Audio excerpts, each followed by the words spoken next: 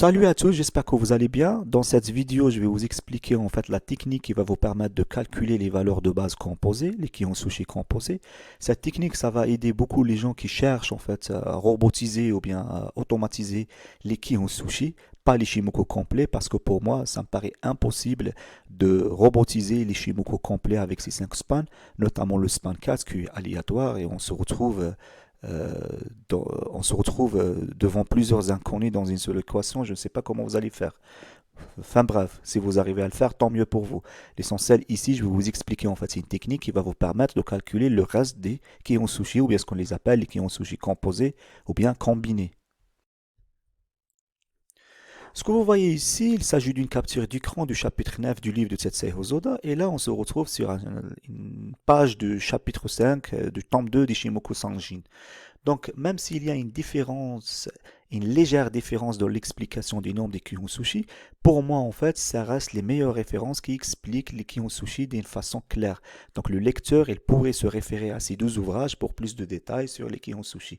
Moi, personnellement, je préfère utiliser l'interprétation de Tetsei, mais je préfère prendre en considération les Kihonsushi tels décrites par Ishimoku Sanjin. Ok? Donc, ce qu'il faut savoir, c'est que Tetsai disait qu'il n'est pas important de comprendre l'origine de nombre de Kihonsushi. Il est important de comprendre leur fonctionnement.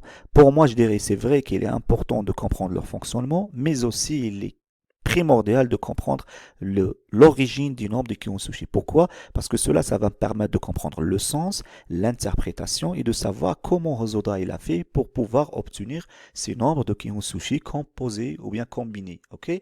Il faut savoir aussi qu'il existe deux types de Kion-sushi, les Kion-sushi absolus et les Kion-sushi composés. Les Kion-sushi absolus, on se sert de ces nombres de Kion-sushi, on les combine pour obtenir le reste du Kion-sushi, ce qu'on les appelle composés et ce que je vais vous montrer par la suite. Troisième chose à savoir, c'est que l'avant-dernière, c'est que il existe selon Tsetsei deux nombres de Kion-sushi absolus, le 9 et le 26. Selon Ishimoku Sanjin, le 9, le 17 et 26 sont considérés comme des nombres absolus. Selon moi, on n'a que le 9 et le 26.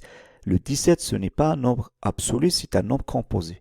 Et aussi, la dernière chose à savoir, c'est que le 26 est un nombre absolu, ce n'est pas un nombre composé. C'est d'ailleurs le nombre le plus important d'Ishimoku. Parmi tous ces nombres que vous voyez, le nombre le plus puissant, c'est le numéro 26. Si je me permets, même c'est le nombre le plus mystérieux. Ok? Donc c'est un nombre absolu. On a deux nombres absolus, 9 et 26. Et en se basant sur ces deux nombres, ce que vous voyez ici en rouge, nous pouvons obtenir le reste des Kihonsushi. Donc, comment faire pour obtenir le reste de Kion-sushi? On se base sur cette phrase. La combinaison de Kion-sushi est en elle-même une relation de Taitsu-sushi. Qu'est-ce que cela veut dire? Cela veut dire que je vais me baser sur les nombres de base absolus et je vais me baser sur la symétrie, le principe du système Ishimoku qui est basé sur la symétrie, sur les valeurs équivalentes temporelles. Et je peux, à partir de ça, de ces nombres de base, en se basant sur les valeurs équivalentes, je peux obtenir le reste des nombres composés et je peux obtenir n'importe quel numéro composé que je veux par rapport à ma période temporelle que je suis en train d'analyser. Je m'explique, je prends maintenant une valeur absolue de 9, je vais faire en fait une égalité temporelle et après, si je vais calculer cette distance temporelle, ça sera un numéro de Kion-sushi composé. Donc 9 plus 9, je vais arriver à 17. Certes, on sait tous que la fin de la bougie, la dernière bougie de la première période, elle représente la première bougie de la deuxième période. C'est pour ça ici, on a une bougie en commun et on fait 9 plus 9 moins 1. Donc pareil, je vais prendre le deuxième numéro de Kion-sushi absolu 26 et je vais faire en fait une Taitsu-sushi, une valeur équivalente de Kion-sushi pour définir la Kion-sushi composée. Qu'est-ce que je vais faire par la suite?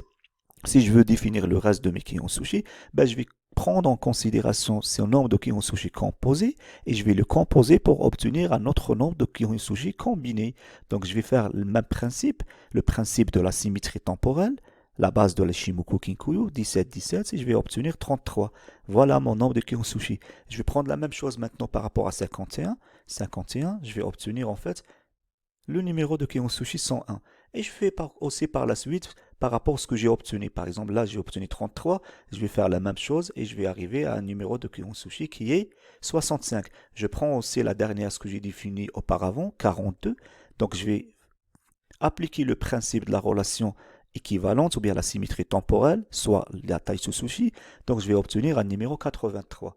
Et ainsi de suite, et ainsi de suite. Ce qu'il faut savoir, pour aller plus loin, définir tout le nombre de Kion Sushi par la suite aussi, vous pouvez en fait ne pas se limiter uniquement à 2 valeurs temporelles ou bien 2 valeurs de Taichu Sushi. Vous pouvez aller jusqu'à 3 Taichu Sushi en fait.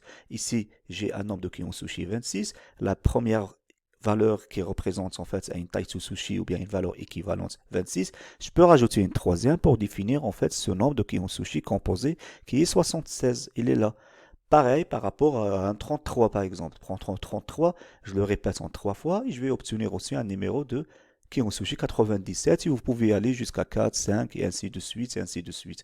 Donc vous allez trouver tout ça, ce qui sont des numéros de Kion Sushi composés. Voilà, maintenant vous avez compris comment définir les numéros de Kion Sushi composés à l'aide du principe de base qui est en fait la symétrie temporelle ou bien les Taichu Sushi ou bien les valeurs équivalentes des valeurs de Kion Sushi absolues. Ce qu'il vous reste maintenant à faire, c'est de comprendre comment utiliser les nombres de Kion Sushi et comprendre leur sens et leur fonctionnalité. Ça sert à quoi les nombres de Kion Sushi et comment faire pour les utiliser dans un graphique. Donc les gars, je vais vous expliquer ça à condition que, en fait, si j'aurai 50 j'aime dans cette vidéo, je vous promets que je vais vous expliquer comment utiliser les nombres de Kion Sushi et je vais même vous divulguer quelques secrets du la théorie du temps. Je vous donne un rendez-vous à la prochaine et je vous souhaite une excellente journée. Ciao, ciao, ciao.